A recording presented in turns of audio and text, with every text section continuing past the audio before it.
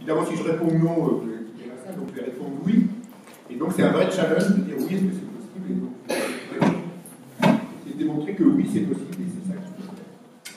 En sachant que ce qu'il faut bien imaginer, c'est la vitesse à laquelle les choses changent.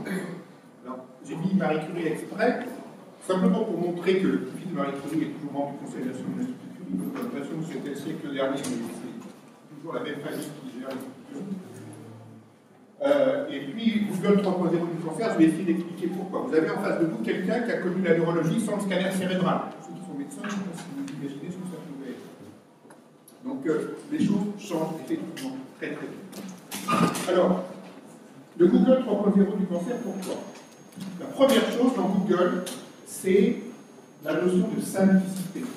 C'est-à-dire que ce qui a fait la force, et ce qui fait la force de Google, c'est qu'il y a une seule ligne, un fond blanc, et pas de rien d'autre. De temps en temps, ils mettent un petit dessin. Et quand, dans le projet qu'on appelle Consort, dont je vais vous parler, on a commencé à pouvoir faire les pages écran, l'utilisateur, évidemment, les premières pages qu'ils ont décidé, les informaticiens, il y avait des icônes partout. Vous effacez tout ça. C'est une ligne.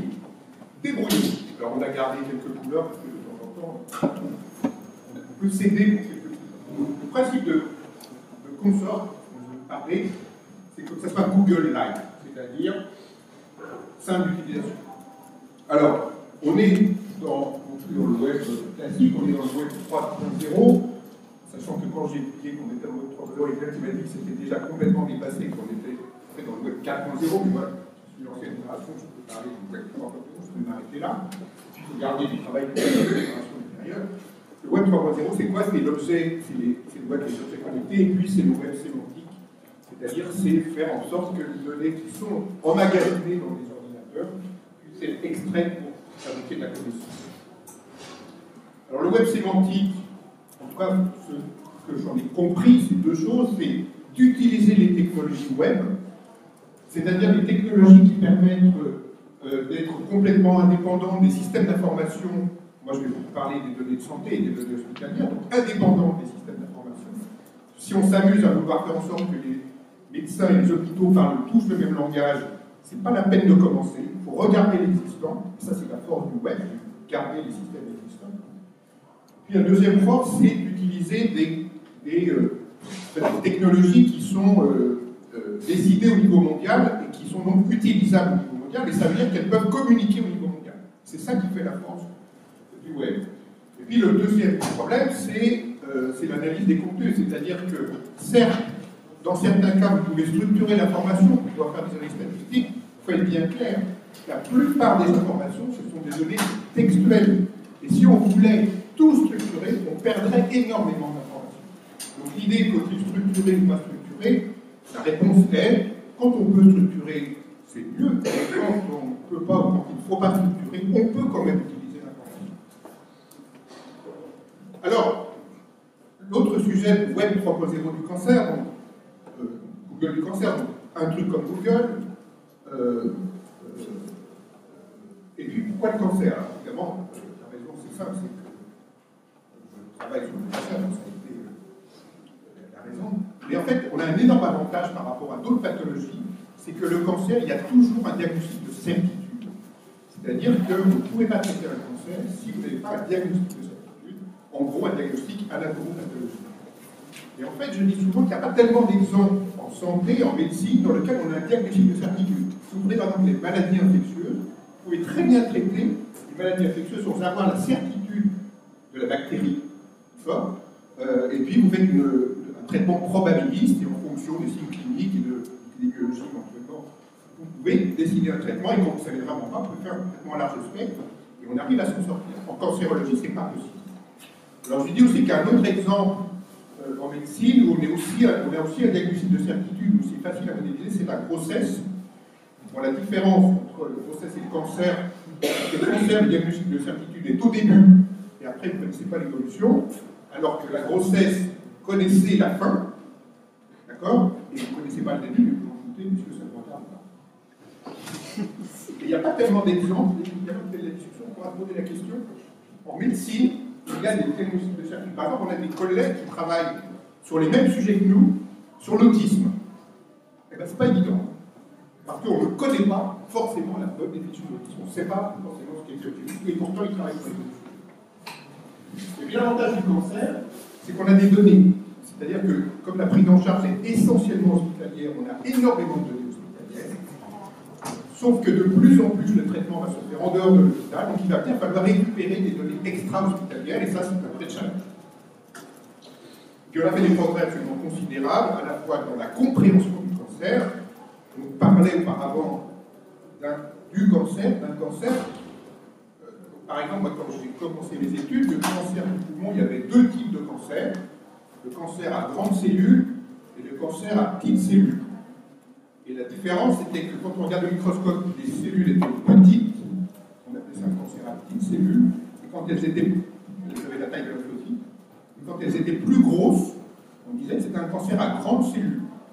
Et il y avait deux traitements, un pour les petites cellules et un pour les grandes cellules. Et on était tellement mauvais, il y a des gens qui traitaient de la même façon, les petites cellules et les grandes cellules, mais ils avaient les mêmes résultats. Aujourd'hui, si vous prenez l'exemple du cancer du poumon, c'est probablement 30 à 40 maladies différentes, dont certaines sont des maladies orphelines. C'est-à-dire que, par exemple, si vous cherchez des patients qui présentent des réarrangements de Rossmann, c'est un réarrangement de certains chromosomes, pour avoir un essai thérapeutique, pour avoir suffisamment de malades, pour avoir 30 malades, il faut à peu près qu'il y ait... moi, j'ai un cas dont je m'occupe, et en gros, il faut une dizaine de centres pour avoir 30 malades. Donc, ce sont des maladies de plus en plus orphelines, d'où la nécessité de coopération, pas seulement dans un centre, pas seulement dans l'intercentre, mais au niveau beaucoup plus large, d'où l'intérêt de toutes ces technologies qui permettent des coopérations internationales. Alors, quelques aspects techniques. Alors, je ne vais pas bien sûr entrer dans ces aspects-là. Bien sûr, si vous avez des questions à poser, je répondrai. Éventuellement, je ne répondrai pas si je ne sais pas répondre. Mais en gros, ça pour dire que, en gros, on change des technologies, mais les anciennes, donc ça ne fait peut-être rien, mais en gros, on parle plus de SQL, on parle plus de NoSQL, on parle plus de... Enfin, en gros, ces technologies qui sont issues du web changent des possibilités, et donc les progrès sont tellement considérables, non seulement sur le hard, mais également sur ces technologies de base de données, NoSQL, etc., font qu'aujourd'hui, les possibilités ne sont pas tellement liées, enfin, les problèmes ne sont pas uniquement liés à la technique, mais sont problèmes liés au fait que l'accès aux données, surtout, à quoi ça va servir et qu'est-ce qu'on peut. Alors, je vais essayer, en fait, ça c'est une introduction, je suis désolé. C'est un peu long. L'introduction, mais c'est l'ouverture. Donc le plan, je vais essayer d'aller de la suivante, mais c'est quoi le problème? Ensuite, je vais vous parler de l'initiative du cancer, celle de CRI en particulier. Et puis, en fonction du temps, j'aurai quelques questions. Enfin, je vais aborder très rapidement, mais je préfère qu'on m'apprenne si on les discute tous ensemble. Et puis essayer de faire une diapo perspective. Alors le problème, c'est quoi?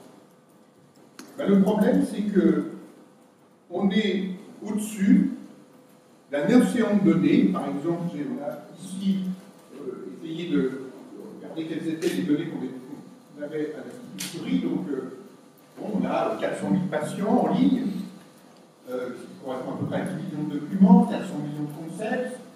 On a 500 000 prélèvements qui sont conservés dans les centres de ressources biologiques, cryoconservés. On a des informations sur les images. Toutes les images sont numérisées depuis 2004. Il n'y a plus de films, il n'y a plus de dossiers papier. Donc, ces informations, ces traitements, les dossiers sont numérisés. On a des informations, bien sûr, beaucoup plus structurées sur les traitements, chimiothérapie ou thérapie ciblée, par exemple. Et puis, on commence à avoir des informations sur le génome. On sait séquencer les tumeurs, après une dizaine de jours, quelques mois maintenant. Et puis, les quantités d'informations, là, c'est de bêta, peut-être, on pas, ça pas deux, mais pas que 2 bêta, c'est quand même beaucoup. Et ces informations, on est assis dessus. Sauf que le problème, c'est que quand on cherche à poser une question simple, on ne peut pas. On rentre des données dans nos ordinateurs et on n'arrive pas à les faire sortir. Et c'est ça le problème. Par exemple, moi j'ai deux questions très simples. On a des patients qui sont traités pour un cancer du sein, qui sont traités par des hormonothérapies de classes thérapeutiques différentes. c'est quoi les effets thérapeutiques selon la classe thérapeutique des patients. J'ai des patients qui sont sous chimiothérapie par pémétrexate, c'est un excellent médicament, sauf qu'il y a certains patients qui vont développer une insuffisance rénale qui vont obliger d'arrêter le traitement, d'autres pas du tout. On peut donner le traitement pendant 2 à 3 ans, et aujourd'hui, on ne sait pas facilement avoir la liste des patients qui ont une insuffisance rénale et qui n'en ont pas, et surtout récupérer, par exemple, les corrélés avec les données. Par exemple, par contre, si vous allez sur Google et vous ne vous rappelez pas le nom du chien qui fait l'histoire de Sherlock Holmes, vous tapez chien Sherlock Holmes et en 1/10 de seconde, vous avez la réponse. Il n'y a pas de raison que dans le domaine du cancer, ce ne soit pas pareil. Donc le problème est simple. Après, évidemment, ça peut un peu se compliquer, parce que non seulement vous avez des données cliniques, mais vous avez aussi des données génomiques. Et les données cliniques et génomiques ne sont pas forcément au même endroit. Ça veut dire qu'à un moment, il va bien falloir faire en sorte que les données de la recherche et les données de l'hôpital puissent être utilisées indifféremment par les chercheurs, par les médecins. Surtout par les médecins, surtout par les chercheurs. Par exemple, une question toute simple. En fait, c'est comme ça que j'ai commencé cette histoire. Le cahier des charges, en fait, c'était celui-là. 3 questions à laquelle on ne savait pas répondre. On ne sait toujours pas répondre. En gros, voilà, on a des patients qui ont un mélanome de la choroïde, qui ont un risque génétique élevé, qui sont différenciés en fonction du risque génétique, et qui sont vivants sans événement métastatique à 5 ans, sur lequel on a des prélèvements qui sont congelés. Et en fait, le médecin ou le chercheur voudrait poser la question de cette façon-là, de façon aussi simple qu'il le fait sur Google, avoir une liste de patients et éventuellement extraire des informations structurées sur, pas seulement sur l'âge et le sexe, des informations très simples, mais des informations sur l'ensemble des informations qu'on a sur le phénotype de ces tumeurs.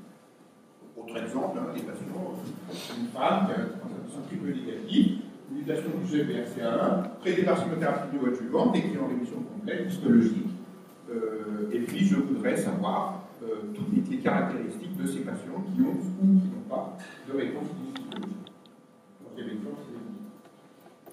Et en fait, le challenge qui vous est donné sur le plan de l'intégration des données, c'est quoi? C'est de pouvoir requêter toutes les informations qui sont enfouies dans les ordinateurs. 2, c'est de pouvoir éventuellement les consulter à l'écran, un peu comme on fait sur le 2.0, où vous avez posé les questions, puis vous pouvez regarder les documents les uns après les autres. Là, on pourrait, c'est déjà ce qu'on commence à pouvoir faire, regarder les dossiers, les voir défiler et les lire, les consulter. Bien sûr, on voudrait les mettre dans des systèmes qui permettent d'analyser de façon statistique, et analyse qui ne soit pas forcément prévue à l'avance, mais qui puisse utiliser des nouvelles technologies, des nouvelles techniques d'analyse mathématique, extraire de nos informations, et puis, c'est là que le web revient, partager ces données avec d'autres, à la fois des études, mais aussi des données cliniques et prédictives. Et en fait, c'est ça le challenge qu'il faut relever. Alors, les problèmes qu'on rencontre, vous les connaissez. D'abord, c'est des quantités très importantes de données, c'est pour ça qu'on rentre dans le domaine des big data. C'est surtout des données qui sont, d'une part, très hétérogènes, d'autre part, donc, on ne contrôle pas forcément la qualité, et enfin, qui sont isolés dans des systèmes qui sont isolés les uns des autres. Et challenge, je crois que c'est un mot que vous utilisez souvent, donc je vais aussi l'utiliser. Le challenge à laquelle on doit répondre, c'est ça. C'est comment faire en sorte que ces données hétérogènes, isolées, de qualité pas forcément bien connue, soient utilisées. Alors, je vais parler de l'initiative d'Unicancer, qui est la suivante, en fait. L'initiative d'Unicancer, c'est de dire, c'est quoi les objectifs? C'est de dire, pour chaque patient atteint de cancer, on doit pouvoir structurer l'information. Alors, exemple, pour créer par exemple des corps de patients pour cette analyse rétrospective, pour pouvoir faire l'interrogation dans son centre, mais en appuyant sur un bouton, donc un clic. Ah oui, ce que j'ai oublié de vous dire, c'est que le cahier des charges, c'est un écran type Google, un clic, moins d'une seconde. C'est ça le cahier des charges. Bon, s'il y a 3 secondes, on peut admettre. Mais en tout cas, il faut que la réponse soit immédiate. Il ne faut pas que ça soit, faut pas que la bobine elle tourne pendant 10 minutes. Donc, si Google le fait, Pourquoi on ne pourrait pas le faire? Donc, et l'objectif, par contre, par rapport à ce que nous connaissons aujourd'hui, c'est pouvoir extraire l'information. Parce que consulter les dossiers médicaux les uns derrière les autres, bon, ça on le fait aujourd'hui, c'est bien. On a fait un web 1.0 du cancer, c'est bien. Mais pouvoir extraire l'information, structurée ou non structurée de ces dossiers, c'est mieux, et c'est ça l'objectif. Et bien sûr, pour nous, c'est assurer le lien entre les données cliniques et les données issues de la recherche, qu'elles soient génomiques, qu'elles soient épigénétiques. Et ça, bien sûr, c'est le challenge que cela nous pose. J'ai déjà parlé de 53 minutes.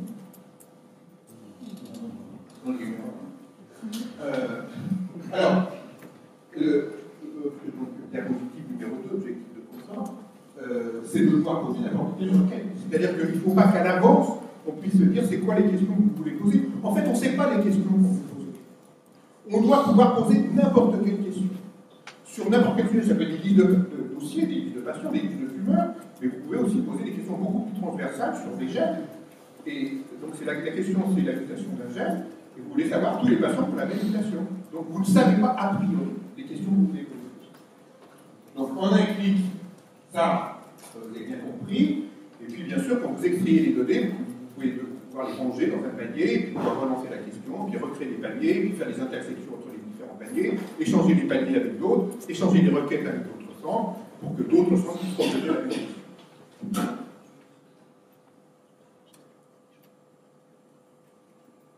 Alors ça, c'est une diapositive que m'a prêté Paul Avila, qui travaille donc à Boston, et qui travaille sur l'autisme.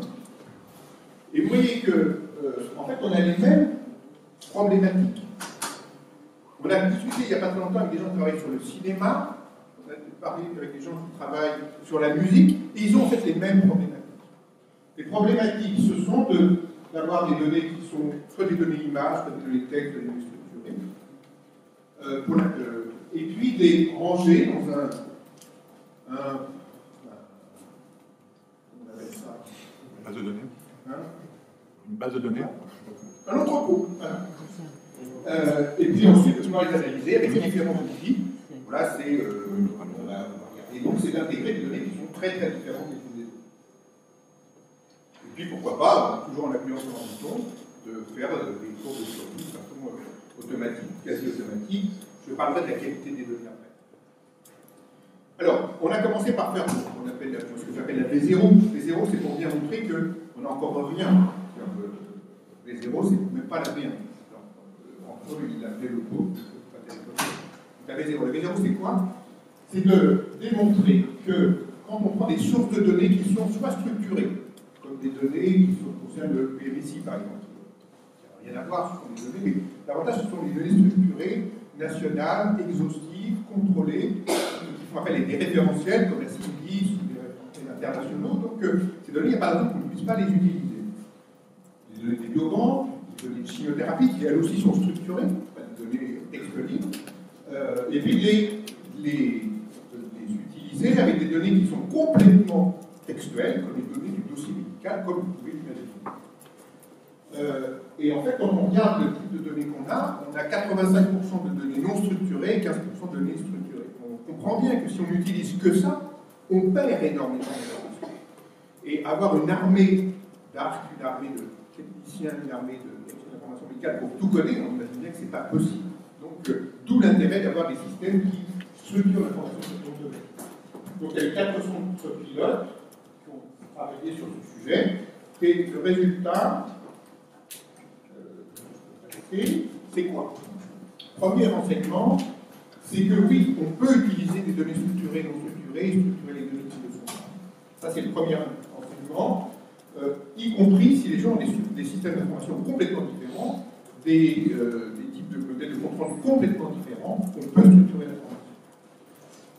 Deuxièmement, on peut interroger à distance. C'est-à-dire que moi, dans mon hôpital, je peux utiliser console, des zéros, appuyer sur un bouton, avoir une liste de patients, avoir donc un compte, savoir combien j'en ai. J'appuie sur un bouton, un principe, interrogation nationale, et la même question est relancée au niveau des 300 ou 400 qui participent, et en retour, je n'ai pas les dossiers médicaux des patients, mais j'ai un comptage. Je m'intéressais par exemple à, vous savez, quand il y a eu l'affaire des PIP, il y avait aussi le fait que les patients pouvaient développer des lymphométaplasies au niveau du sein, sur prothèse, et donc il y a eu une alerte au niveau national. Et donc on s'est posé la question combien on en avait à Curie, donc on a posé la question en texte libre, ou quasi pratiquement. On a regardé combien on en avait, finalement c'est un événement quand même rare. Et puis on a regardé combien il y en avait à Lyon, combien il y en avait à Dijon, Lyon, et puis Bordeaux, Montpellier. Et donc on savait exactement combien il y en avait dans chaque site. Donc ça veut dire que la réponse est possible, et le temps de réponse c'est, alors c'est pas une seconde, mais bon, c'était rapide, c'était 3-4 secondes, on peut. Non mais, alors V0, mais pas de raison que ça dure souvent. Donc c'est plutôt une réussite technique, donc très bien, mais sur le plan fonctionnel, c'était quand même assez limité. C'était le Google, c'était le Web 1.0, c'est-à-dire vous posez une question en texte libre ou structuré, et puis il vous donne une liste de dossiers ou un comptage. Mais on voyait bien qu'il y avait beaucoup de bruit, il y avait des dispositifs, on ne pouvait pas poser toutes les questions qu'on voulait, il n'y avait pas de modèle temporel des données, donc on ne pouvait pas savoir si c'était des traitements qui étaient faits avant, après l'événement. Donc sur le plan technique, c'était une réussite, sur le plan fonctionnel, c'était quand même assez limité. D'où l'idée d'aller plus loin. Et les enseignements du POC nous ont montré quoi? D'abord que l'interface qui avait été construite n'était pas suffisamment intuitive, donc je reviens sur la nécessité d'avoir un outil intuitif. Deuxièmement, pour vous, si vous voulez structurer l'information, il vaut mieux modéliser la maladie. Et ça, c'est un concept très important parce que ça va nous servir dans tout le problème des ontologies dont on va parler. Ensuite, l'information qu'on veut structurer, il faut qu'on sache vers quoi on veut la structurer. C'est ce qu'on appelle l'extraction supervisée. En gros, vous avez un texte, vous avez des textes, et en gros, c'est quoi le fichier résultat que vous voulez avoir en sortie. Et donc, il faut bien savoir ce qu'on veut structurer. Il faut bien sûr améliorer la qualité des données, donc je vais en parler plus tard. Et puis, il faut aller vers des systèmes qui ne sont pas seulement les moteurs de recherche, mais qui sont des systèmes plus sophistiqués, qui viennent du web sémantique, et qui permettent cette fois-ci non pas de poser des listes de dossiers, de poser des questions selon certains index, mais de pouvoir poser n'importe quel type de questions. Donc il va aller changer aussi de technologie. Et enfin, c'est bien de travailler à plusieurs centres de lutte contre le cancer. Sauf qu'il n'y a pas suffisamment de compétences dans les centres, sauf qu'il y a plein de gens qui ne sont pas dans les centres de lutte contre le cancer et qui ont plein d'idées. Et puis il y a surtout des gens qui font de la recherche. Et quand on discute par exemple avec des gens de Société Antipolis qui travaillent sur des choses complètement différentes comme la musique, en fait on s'aperçoit qu'ils ont exactement les mêmes problèmes. Si je prends des exemples, vous savez qu'avec les systèmes web, on peut faire de la géolocalisation. Donc vous avez un téléphone, vous cherchez quelque chose, et en fait le système sait où vous êtes, et donc il va vous trouver un restaurant qui est juste à côté. Donc c'est pas de la géolocalisation. En fait, la géolocalisation en cancérologie, c'est assez proche. Sauf qu'on ne va pas localiser la personne, mais on va essayer de localiser quelque chose dans une tumeur qui est située à un certain endroit dans le corps humain. Donc au lieu de faire de la géolocalisation, on va faire de la localisation sur le corps humain parce que ça va nous aider à créer à améliorer le système. Juste un exemple. Si vous avez une métastase ganglionnaire, est-ce qu'elle est proche de la tumeur ou est-ce qu'elle est à distance de la tumeur? Vous avez un cancer du sein. Le métastase ganglionnaire qui est juste à côté, c'est une récidive loco-régionale. Vous avez une récidive ganglionnaire inguinale, c'est une métastase. Donc on voit bien qu'on peut géolocaliser la tumeur et que évidemment, ça n'a rien à voir avec une récidive locale qu'une récidive distante. On voit bien que l'avantage est de travailler avec d'autres, alors pourquoi pas avec vous, notamment avec des unités externes, avec des gens qui travaillent sur le web sémantique ou des gens qui travaillent sur en fait, on peut aller beaucoup plus loin. Alors, le cancer, en fait, si on veut le modéliser, c'est assez simple. C'est une tumeur initiale, les choses qui arrivent avant la tumeur, qui sont les antécédents, les comorbidités, les facteurs de risque, et puis ensuite, les tumeurs locales, une phase de surveillance, une rémission possible, voire une guérison, et puis malheureusement, des récidives locales, et puis parfois, plus ou moins rapidement après la tumeur initiale, 20 ans, 10, 15, 20 ans plus tard, une maladie métastatique. Et donc on voit qu'on peut modéliser assez facilement la maladie cancéreuse. Alors c'est vrai que quand on transforme ça avec les documents qu'on a, ça se complique un petit peu, c'est-à-dire que en fait, au moment de l'événement tumoral initial, il y a beaucoup de choses qui se passent, des diagnostics, des prélèvements, de la radiologie, de l'imagerie, donc il faut le ranger au bon endroit. Alors, on peut avoir un modèle conceptuel qu'il faut construire pour pouvoir appliquer un ordinateur, et c'est vrai que dès qu'on commence à pouvoir rentrer dans des systèmes un peu, pour rentrer au niveau informatique, effectivement, vous avez des systèmes de graphes, etc. Et je me suis arrêté là, parce que derrière, pour avoir un système qui répond en moins d'une seconde, en un clic, avec la question que vous voulez poser en texte, c'est vrai que derrière, il y a beaucoup d'informatique assez compliquée. Mais je ne vais pas y venir. Juste un mot, je vais insister sur le problème d'extraction supervisée pour structurer l'information. Parce qu'en fait, c'est un des problèmes qu'on rencontre. On a des données textuelles, comment faire en sorte de pouvoir extraire des données structurées pour pouvoir faire de l'analyse. Alors, la première chose que vous pouvez faire, c'est l'extraction simple, c'est-à-dire que vous prenez un mot, par exemple, ganglion axillaire, et bien ce mot, vous pouvez le comparer avec un référentiel, donc si le référentiel a un code, vous avez codé l'information. En sachant que vous allez devoir gérer toutes les synonymies, toutes les approximations, vous allez devoir gérer les négations, pas de ganglion axillaire, vous allez devoir gérer toute la syntaxe. Et aujourd'hui, les systèmes de cartouches sémantiques, par exemple, le traitement du langage naturel, le permettent. Et puis vous allez pouvoir créer des règles, par exemple. L'information, elle est peut-être plus pertinente dans un compte-rendu d'anatomopathologie que dans un simple compte-rendu de consultation. Donc peut-être que le système, vous allez lui indiquer qu'il faut d'abord lire le compte-rendu d'anatomopathologie que le compte-rendu de consultation. On ne fait que recopier le compte-rendu d'anatomopathologie. Et puis ensuite, vous pouvez définir des seuils, des pondérations. Par exemple, vous pouvez dire que si le mot métastase apparaît une seule fois dans un intervalle de 90 jours, la probabilité qu'il y ait une maladie métastatique, elle est faible. Probablement que quelqu'un a dit qu'il était à la recherche d'une métastase et qu'il n'en a pas trouvé, qu'il n'y a pas de traitement derrière. Par contre, si vous voyez qu'il y a un mot qui revient de façon très importante au-dessus d'un seuil, par exemple 15 fois, et alors que vous avez mis un seuil à 10, probablement qu'il se passe quelque chose. Je vais vous faire des règles encore plus compliquées en disant le mot apparaît très souvent, donc il y a une espèce d'intensité, et puis derrière, il n'y a pas de traitement.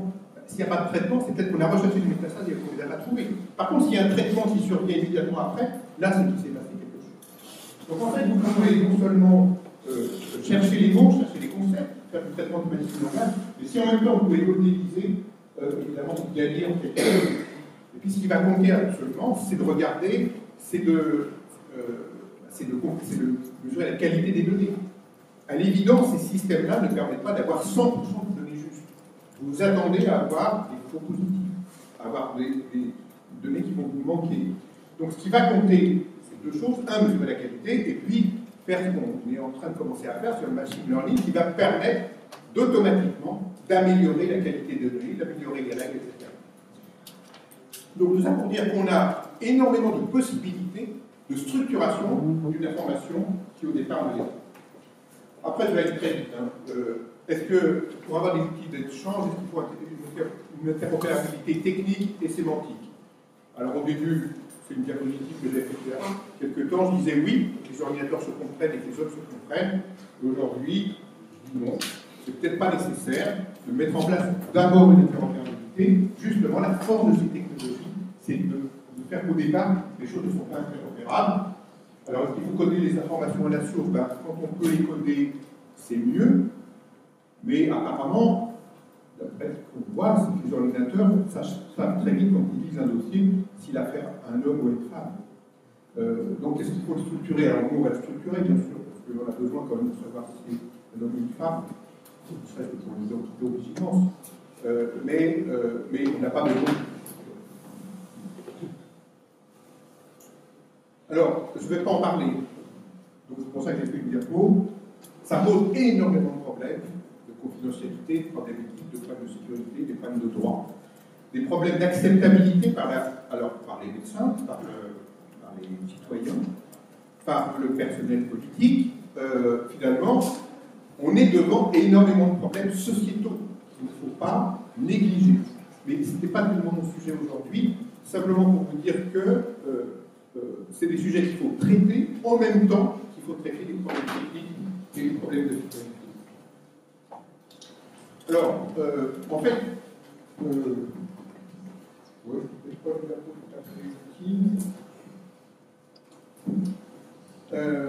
en fait, donc, derrière Consort, on a imaginé le fait d'aller plus loin. Consort, c'est un projet intercentre de lutte contre le cancer. Ça a des inconvénients. Le problème, c'est que c'est. Alors, d'abord, c'est une initiative Unicancer, qui gère les centres de lutte contre le cancer. Le gros intérêt, c'est que ça a boosté, il y a un financement qui est collaboratif, mais c'est limité au centre de lutte contre le cancer. Ensuite, c'est un modèle propriétaire, parce que c'est fait pour les centres, par les centres. L'idée de Consort Plus, qu'on essaie de développer à l'Institut Curie, c'est de dire c'est pas ça qu'il faut faire. Enfin, c'est bien comme ça, mais c'est pour ça que la pose de l'exemple, vous voyez qu'à un moment ça diverge. C'est de dire que, surtout, il ne faut pas rester entre centres. Surtout, il faut ne pas avoir des limitations dans les requêtes. Surtout, il faut s'ouvrir sur le monde, et donc il faut utiliser des technologies qui ne sont pas propriétaires, des technologies qui sont les technologies du web, que vous connaissez, qui permettront demain de pouvoir échanger, non seulement avec les centres de lutte contre le cancer, l'objectif reste le même, avec d'autres académiques, avec d'autres centres académiques de par le monde, et puis éventuellement avec d'autres structures dans le cadre des open data. Un mot sur les données de la ville. Il commence à exister aujourd'hui des technologies qui donnent de l'information aux patients. Alors, voilà, ces technologies existent, c'est-à-dire qu'on donne de l'information aux patients, ça s'appelle Marie Curie, donc le patient sur son téléphone portable, il a des informations sur ses rendez-vous, ses traitements, etc. Une information qui est personnalisée, dans laquelle on dit, voilà, vous avez une chimiothérapie par de cet accès, donc il y a un risque élevé d'alopécie. Et puis demain, ce qu'on pourra faire, ce qu'on ne fait pas encore aujourd'hui, même si la version 1 de la théorie fonctionne, ce qu'on fera demain, c'est que, eh bien, on pourra peut-être mesurer, le patient pourra peut-être mesurer, soit directement, en tapotant sur son clavier, avec peut-être des systèmes d'alerte, soit par des objets connectés, pouvoir récupérer des informations de la ville. Parce que si on se borne aux informations hospitalières, on sent bien qu'on va louper quelque chose, parce qu'il y a beaucoup d'informations qui peuvent venir des patients eux-mêmes. Et donc on voit bien qu'il y a un lien entre les données hospitalières dont j'ai beaucoup parlé, les données de l'hôpital qui sont au milieu, et en matière de cancérologie, c'est une chance pour nous, c'est une facilité d'avoir des données hospitalières. On a par exemple 15 années de données en ligne, et la plupart des hôpitaux, les centres de cancer sont la même situation que nous. C'est de pouvoir les intégrer avec les données de la recherche. Je trouve que Curie a aussi un avantage, puisqu'il y a un hôpital et à côté un centre de recherche avec 82 équipes de recherche. Mais c'est aussi l'ouverture vers la ville, et vous imaginez bien que le fait de pouvoir disposer d'informations de l'hôpital, d'informations de la ville et d'informations de la recherche, c'est aussi ça l'enjeu qu'il faut réussir. Et puis, il y a tout le problème des données ouvertes, donc sur lequel je passerai très vite, mais si vous avez des systèmes qui sont internes, alors interopérables, moi j'ai dit souvent que ce n'était pas le problème, donc c'est pas le bon mot, mais qui permettent d'aller rechercher des données qui sont des données, par exemple, alors TMC, c'est pas un bon exemple, c'est toujours pas, mais les données de l'assurance maladie, par exemple, ou les données d'autres centres, dans cet exemple-là, ou des données concernant vous qui faites de l'épidémiologie, donc des données qui sont des données issues de bases de données qui ne sont pas vraiment des bases de données médicales, bien sûr, là on va être en direct un peu. Alors, si je peux conclure, qu'est-ce qu'on peut dire? Tout d'abord, on est capable de créer des systèmes qui peuvent poser n'importe quelle question. La seule chose, c'est qu'il faut, il y a deux choses quand même qu'il faut dire, c'est qu'on peut poser des questions, il faut pouvoir poser des questions, il faut quand même que la donnée soit dans les ordinateurs. Quand je dis ça, c'est au cas où il y aura des pédiatres dans la salle. Les pédiatres, en général, posent des questions, sont prêts à poser des questions, mais les données ne sont pas dans les ordinateurs. Ça, c'est pas encore possible. Ensuite, il faut que ça soit simple. Intuitif. Il faut qu'on puisse produire des données structurées parce qu'on aura besoin de données pour les analyses statistiques. Il faut pouvoir les partager entre structures de recherche. et bien sûr pour pouvoir permettre des analyses statistiques avec des modèles mathématiques, et donc il faut aussi travailler avec les mathématiques. Mais pourquoi faire? En fait, j'aurais pu faire que ces diapos-là. Pourquoi faire? Ben, déjà, je vous ai dit tout à l'heure que les trois questions que j'ai posées, disposer simplement une liste de patients qui correspondent aux critères assez simples qu'on a dans les ordinateurs, aujourd'hui, on n'est pas capable de poser cette question simplement et d'avoir la réponse immédiate. Donc déjà, d'avoir des listes de patients, c'est important. Un des gros enjeux, c'est la prédiction. C'est-à-dire que pouvoir analyser toutes les données concernant un patient, les données génomiques, mais tout simplement aussi les données cliniques, les données sur les antécédents, et de regarder s'il y a des patients qui sont similaires, avec la notion de similitude qui est en mathématiques, une notion qui est pas simple, dans votre hôpital ou à l'extérieur de votre hôpital, pour regarder ce qui s'est passé.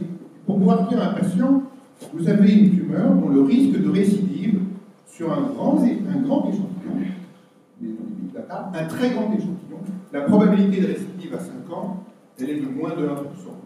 Ben, c'est sûr que la surveillance que vous allez mettre en place ne sera pas du tout la même si une patiente qui a une autre tumeur, avec d'autres caractéristiques, que vous comparez à des données historiques de grand volume, eh bien la probabilité de récidive à 1 an, elle est de 30%. Donc ça veut dire que la façon dont vous allez gérer cet épisode de surveillance qui va durer un certain temps ne sera pas du tout la même prévention. Autre exemple, est-ce qu'il faut faire une chimiothérapie préventive de petite adjuvante à un patient dont vous savez que dans 30% des cas, vous le faites, ça ne sert à rien, parce que de toute façon, il n'aurait pas récidivé. Dans 30% des cas, vous le faites, et effectivement, la patiente va malgré tout récidiver, et finalement, ça ne sert que dans 30% des cas, et donc dans 70% des cas, vous le faites pour rien.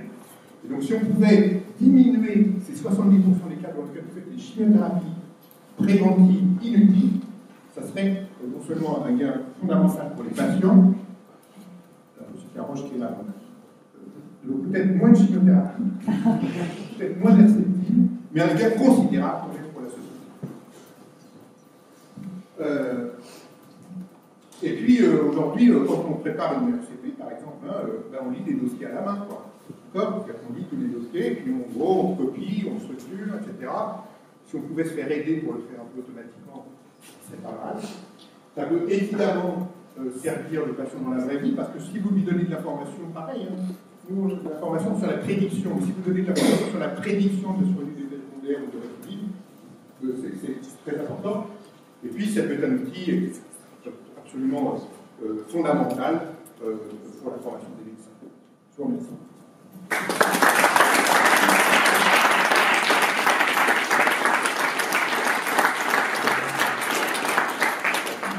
Merci beaucoup pour cet exposé passionnant. Alors, comme à notre habitude, on va passer à une session de discussion tous ensemble. On va essayer d'organiser un peu sous forme de questions-réponses. Y a-t-il des questions? Non? Bon. Ah oui, une question, deux questions. On va essayer de faire passer le micro, mais en fait, non, je crois que ça va être trop court, donc on va y aller comme ça, par l'effort. Et qu'est-ce qu'il pourra vous répondre? Si c'est des questions un peu techniques, il pourra aussi vous répondre. N'hésitez pas à poser vos questions. On va commencer par... Alors du coup, pour revenir justement avec l'analogie avec Google, ce qui a fait la force de Google, ce qui a fait que Google a, entre guillemets, tué tous ses candidats, tous ses concurrents, pardon, ça venait du fait qu'ils avaient un très bon algorithme de recommandation. Donc ils ont beaucoup insisté sur la pertinence des résultats de recherche.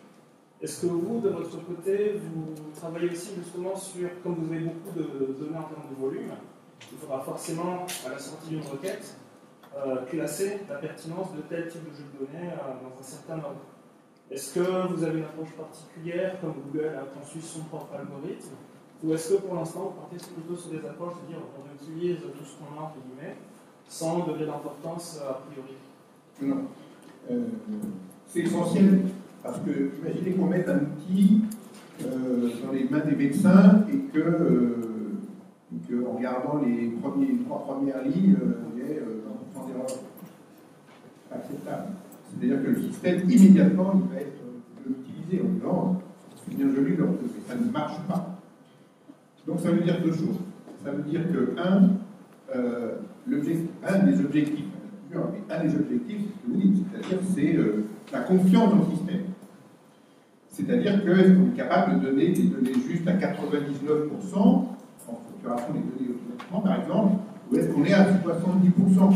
Si on est à 70%, c'est peut-être pas là pour la météo. La météo vous dit le temps qu'il peut faire demain avec un indice de confiance de 80%. Ça vous suffit. En médecine, ça ne vous suffira pas. Il faut obtenir des taux qui sont proches, disons qui sont pas, je ne veux rien dire, mais supérieurs à 95% pour certaines données. C'est évident qu'il y a des données pour lesquelles vous n'y arriverez pas. Par exemple, la réponse au traitement. Quand on lit un dossier médical, même nous, quand on le lit, etc., on comprend pas. D'accord? Parce que entre l'interprétation du radiologue, entre le fait qu'il y a deux radiologues qui vont lire le même scanner et qui ne vont pas l'interpréter de la même façon, le fait que, est-ce que la réponse c'est en fonction du scanner précédent ou est-ce que c'est en fonction du scanner initial, ça on n'y arrive pas jamais. Donc ça, si on veut structurer l'information, je pense qu'il faudra mettre de l'intelligence avec des gens qui relisent des scanners. Mais pour d'autres informations, on se dit que c'est peut-être possible. Alors, il y a plein de façons de la qualité. Par exemple, on a une base de données structurée qui a été codée à la main sur plusieurs années, de 40 000 cancers du sein, avec 400 items qui ont été, ça a duré des années, qui sont mis à jour, sur lesquels il y a eu des publications. C'était fait à l'ancienne avec des techniciens de recherche clinique, dans lesquels on a des informations qui ont été contrôlées. Une façon, par exemple, c'est de prendre les mêmes cancers du sein, les 40 000, sur les données non structurées, et de regarder comment automatiquement on est capable de structurer l'information. On a déjà fait des tests et on sait que les algorithmes sont encore assez simples, on arrive à avoir des taux parfois de 99%. Donc c'est OK. De temps en temps, on est à 60 et on n'arrive pas à, on a beau changer les règles, etc. On ne monte pas au-dessus de 60.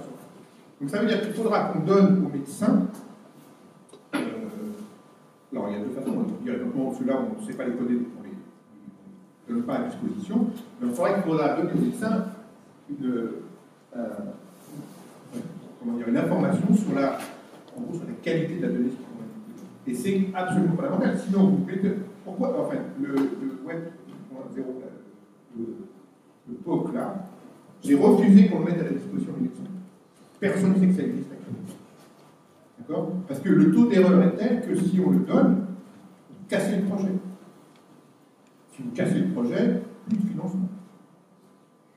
Donc, c'est en laboratoire et on ne donnera accès que lorsqu'on sera certain, entre autres, il y a d'autres sujets, de la qualité des données.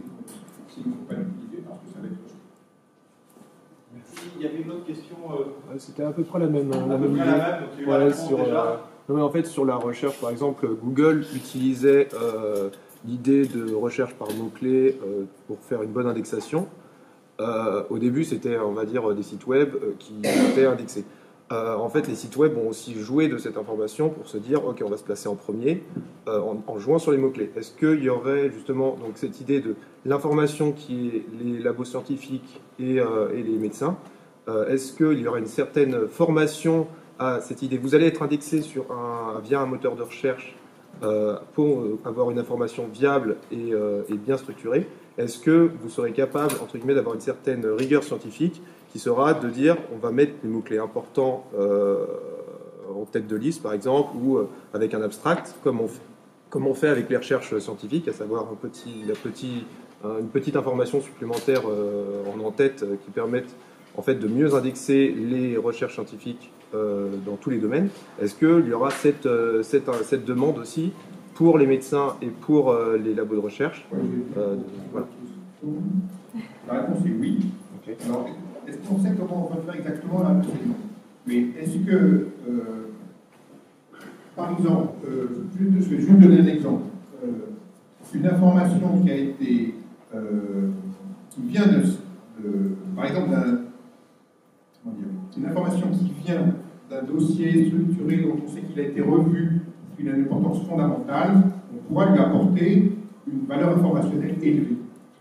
Et un compte-rendu de médecin qui a été éventuellement mal dicté, mal tapé, avec des fautes, etc., on ne lui donnera pas la même valeur. Donc, en fait, c'est un peu l'inverse qu'on va faire. C'est-à-dire que pour pouvoir fournir une information de qualité, on ne va pas utiliser les données de façon équivalente. On pourrait même imaginer qu'il y a des informations qui sont des comptes rendus qui sont faits par des seniors, qui ont plus de qualité que des comptes rendus qui sont faits par des juniors, qui vont peut-être même se dire peut-être.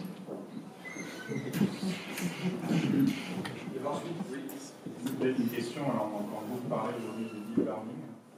Est-ce que justement toute la structure que vous êtes en train de construire aujourd'hui, on cherche à structurer la data pour pouvoir y accéder de façon simple, le deep learning ne vient pas justement en opposition avec un ordinateur qui apprend, avec une interaction, avec un modèle qui petit à petit crée lui-même une architecture, un raisonnement qui lui permet de trouver les bonnes solutions.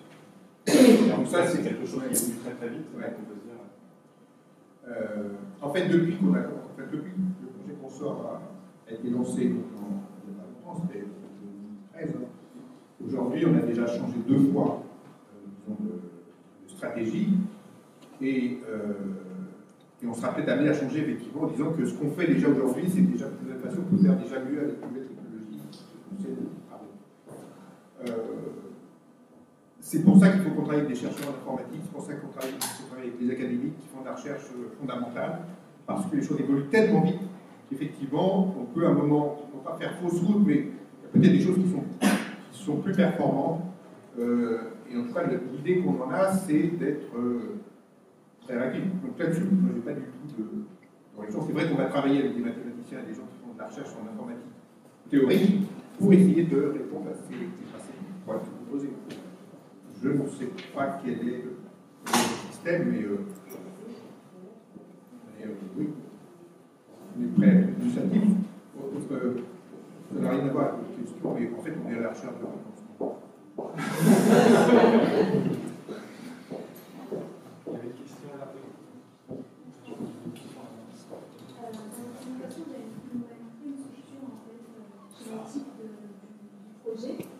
Et donc, il y avait les données de la vie, les données de l'institut de recherche, et à un moment donné, il parlait de désidentification de toutes les données. Cette partie-là, en fait, procédait en fait par statut en façon de procéder pour cette partie-là. C'est la même chose pour les données de vie et les données de santé issues de la recherche. Vous avez... Alors aujourd'hui, on récupère les données de vie. Aujourd'hui, la diapo sur les données de ville, etc., c'est un peu une vision, c'est vers ça qu'il faut aller. On ne récupère pas de données. Les données de désidentification de l'hôpital, ça c'est possible, on le gère nous-mêmes. En sachant que ça pose des problèmes qui ne sont pas simples. Il ne suffit pas d'enlever le nom, le prénom, etc. C'est que si, je ne sais pas vraiment spécialiser les domaines, mais il paraît que si on donne suffisamment d'informations, on peut faire réidentifier de façon claire.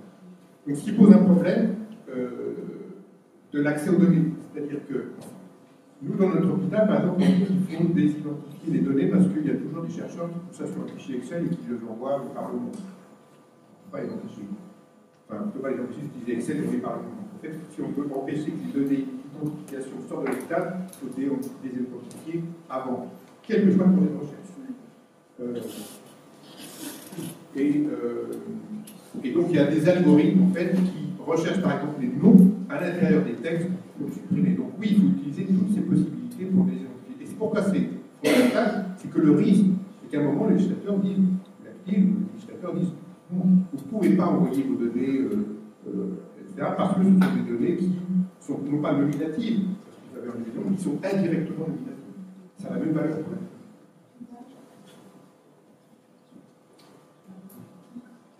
Je crois qu'il y avait une question là-bas. Parlez bien fort. Je voulais vous demander si vous aviez connaissance de projets un peu équivalents à l'international et quel était leur niveau de maturité par rapport au beau. Oui.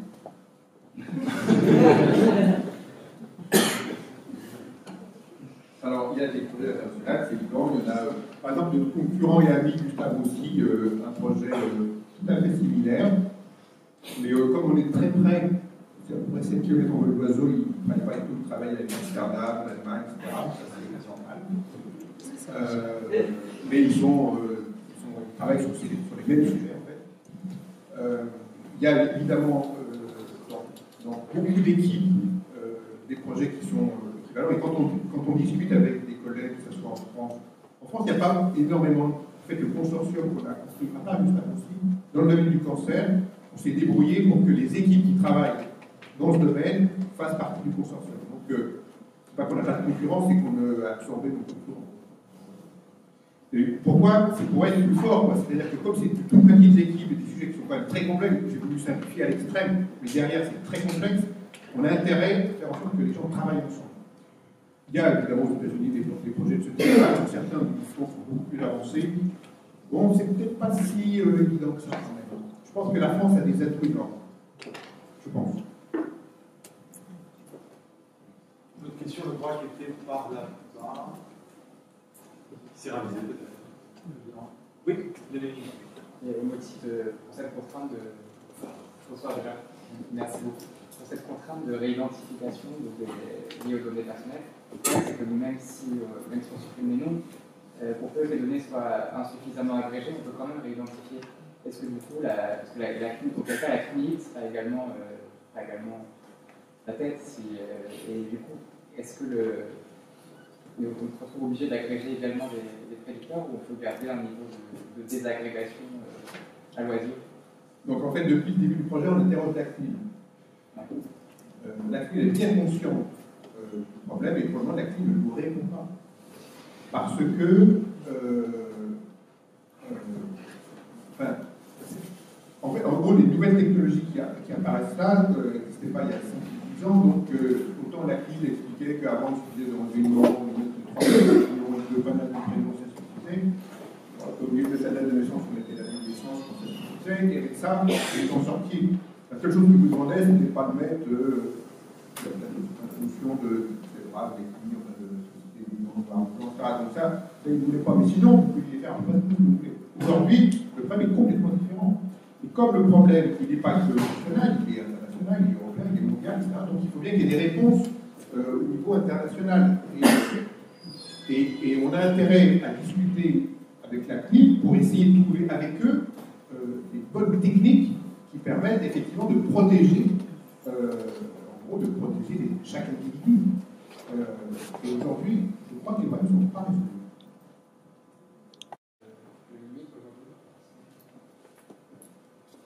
D'emblée imposer l'interdiction de.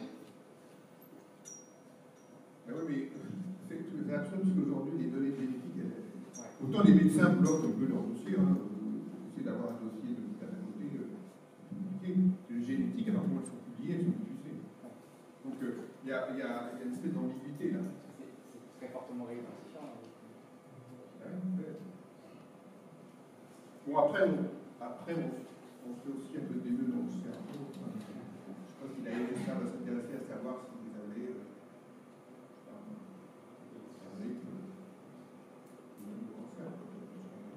je pense qu'on se fait aussi des. Mais en tout cas, la notion de protection de l'individu, par exemple, c'est un truc tout simple. Voilà, on nous dit les assurances. Si les assureurs connaissent vos données, ils peuvent calculer un risque, à ce moment-là, il n'y aura plus d'égalité devant l'assurance.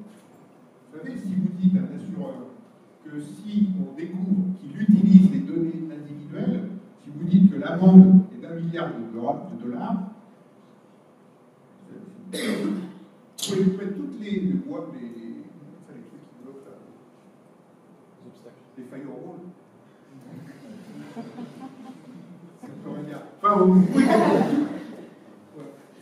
pouvez mettre tous les systèmes pour empêcher, ça le montre bien, à ce moment-là, tout le monde peut rentrer dans les ordinateurs.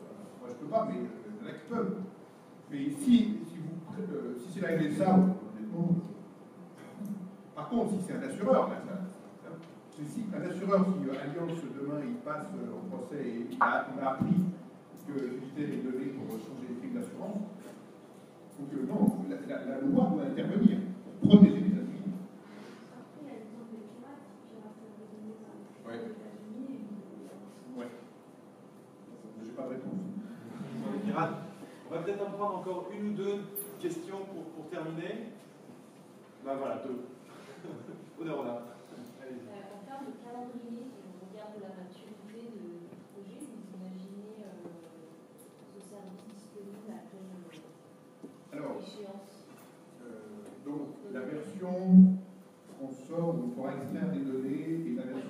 plus, on pourra poser n'importe quel type de questions. Alors, consort, donc, la version unique en scène, c'est en cours. Donc, la V1, qui elle sera, j'espère, de qualité, donc on pourra montrer aux médecins. Pour 5 hôpitaux, donc c'est Paris, Montpellier, Lyon, Bordeaux, 5. C'est fin 2016. Consort plus pour curer uniquement, c'est fin 2016. Et si les choses fonctionnent bien, l'idée c'est de déployer sur les 20 centres en 2017-2018 et que nous, Consort plus, on le donne à la communauté scientifique, on publiera, ça marche. Mais après, l'idée c'est que ce soit publié, donc public, et en 2017, je pense que.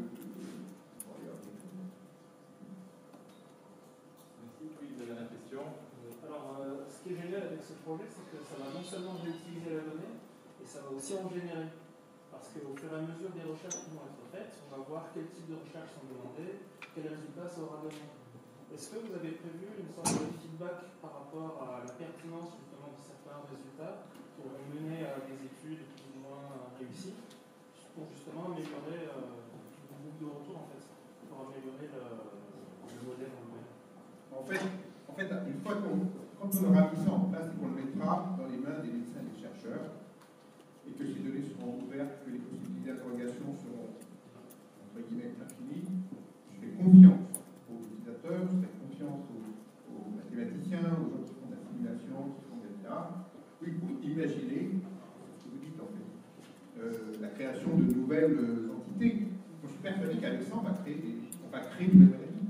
C'est-à-dire qu'on va mieux identifier certaines maladies dont on a aujourd'hui l'impression, si vous voulez, moi aujourd'hui vous montrez à la personne qui a une tumeur pulmonaire, on me dit mais ça, cette tumeur elle va évoluer comme ça. Mais c'est quoi, c'est l'expérience, ça n'a pas tellement de valeur. C'est ce que les gens appellent les cas cliniques, on dit c'est pas la peine que tu le publies, c'est un cas unique. Oui, seulement si vous avez n cas uniques comme ça, par exemple, c'est un patient qui a un syndrome paranéoplasique, d'accord, qui avait 9 grammes d'albumine, donc il avait en gros un syndrome néphrotique, et quand on a commencé la chimiothérapie, j'avais une biopsie rénale, on a commencé la chimiothérapie en disant de toute façon ça ne va pas marcher, il va mourir. On est tellement persuadé qu'il allait mourir qu'après 2 cycles de chimiothérapie, on l'a renvoyé au Maroc, un patient marocain, en disant bon, c'est peut-être que vous allez mourir ici, c'est complètement idiot, on l'a renvoyé au Maroc. Pour sa famille. Il est revenu 4 mois après, vachement bien, 65 grammes de protéines, ça fait 6 ans. On a séquencé sa tumeur. Aujourd'hui, on ne sait pas quoi en faire. On a séquencé, on voit les trucs, on ne comprend rien. Justement, si vous avez 3, 4, 5, 10 cas comme ça, c'est quelque chose. Donc, dans ce syndrome paranéoplasique, c'est sûr qu'il y a des protéines qui ont été créées, des protéines de fusion qui ont fait que pourquoi ce malade, il est survivant, alors qu'il est métastatique, il est survivant à 5-6 ans. D'accord? Donc, oui, on va créer des entités et des nouvelles maladies. Si je peux bien répéter, alors oui, on a déjà en fait dans le système un système back-office qui doit permettre. C'est mon goal, c'est mon goal. Pour ça, effectivement, il y a un système back-office qui permet d'analyser les habitudes de requête des utilisateurs. Et notre objectif, c'est effectivement de pouvoir étudier les différentes recherches qui sont faites par les utilisateurs, de voir les résultats qui sont produits et d'affiner justement tous les résultats qu'on obtiendra par la suite, parce qu'effectivement on sait que la pertinence des résultats ne sera pas 100% dans l'immédiat, et nous on a un panel d'utilisateurs ou de témoins mais qui n'est pas suffisant pour pouvoir exploiter au mieux les résultats, et du coup avec ce système back-office on sera en mesure d'exploiter de mieux affiner les résultats. Merci. Merci pour cette intervention et le jeu de questions-réponses que vous êtes prêté. Juste avant de. C'est ma phrase un peu fétiche. Avant de me mettre entre un buffet des gens qui ont faim, chose souvent déconseillée. Juste petit sondage rapide. Qui est plutôt dans la partie médicale dans la salle? Vous pouvez lever la main. Et qui est plutôt dans la partie scientifique, data science? Ah, c'est plutôt équilibré. Écoutez, moi je vous invite à vous mélanger, à discuter, et si jamais vous voulez lancer un projet au sein du programme Epidemium, soyez les bienvenus. Si vous voulez contribuer, n'hésitez pas. Je rappelle juste le QR.epidemium.cc. Vous pouvez continuer continuer à poser des questions, à apporter des réponses et à interagir. Je suis juste derrière vous. Merci à tous et merci docteur pour